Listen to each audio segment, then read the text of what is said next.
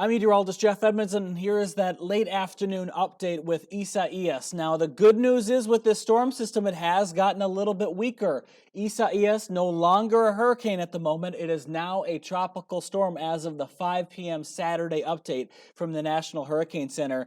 And we can see the storm system. It doesn't look as organized when we look at the satellite. There still is that center of circulation that I'm watching, and that's in that area that's just to the south and east of Miami right now. That's that zone right there, and there still are some strong winds within the storm system, but the storm has gotten weaker. It has 70-mile-an-hour winds now, and it also has slowed down a lot. A couple of days ago, we had the storm system moving to the northwest at 16 miles an hour. Now it's moving at 10 miles an hour, so it's slowed down a little bit, and because it's slowed down, it may actually re-strengthen back into a hurricane overnight and going into tomorrow morning as it moves closer to Florida, along the east coast of Florida, so areas around Miami, Fort Lauderdale, towards Jupiter, Florida, also into West Palm Beach. They're going to see the storm system move in as a Category 1 hurricane going right up along the coastline. Now, the good news is for the Floridians is that they're on the west side of the storm system, so they won't see the strongest part of the hurricane. Now, let's talk about it as it gets closer to our area.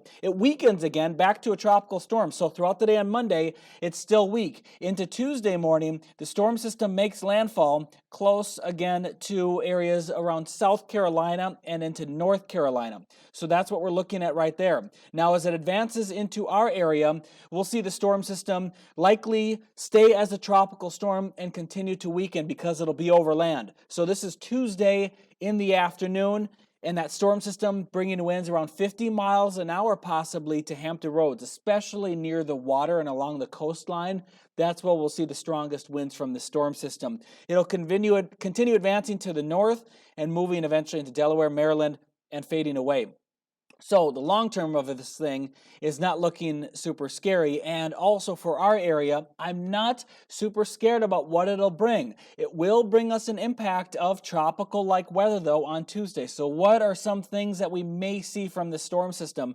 Power outages are looking likely with the strong winds. Flooding, not so likely because we may not get that much rain from the storm system. Richmond may get 4 inches of rain. Some of us could only get an inch or less.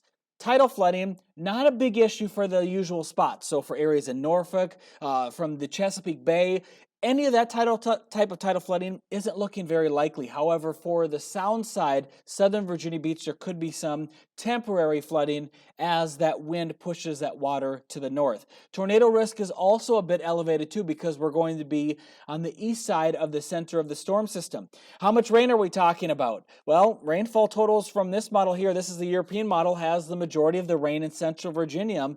Not that much across Hampton Roads. An inch or half an inch, that's not a big deal. So we're going to have to see how that pans out. I'm keeping the flooding threat not zero because if there is some training with the rain, we could see some problems with that. Here's a look at the timeline once again, and in terms of the winds. We see those strongest winds going into Tuesday afternoon, and then that storm moves to the north.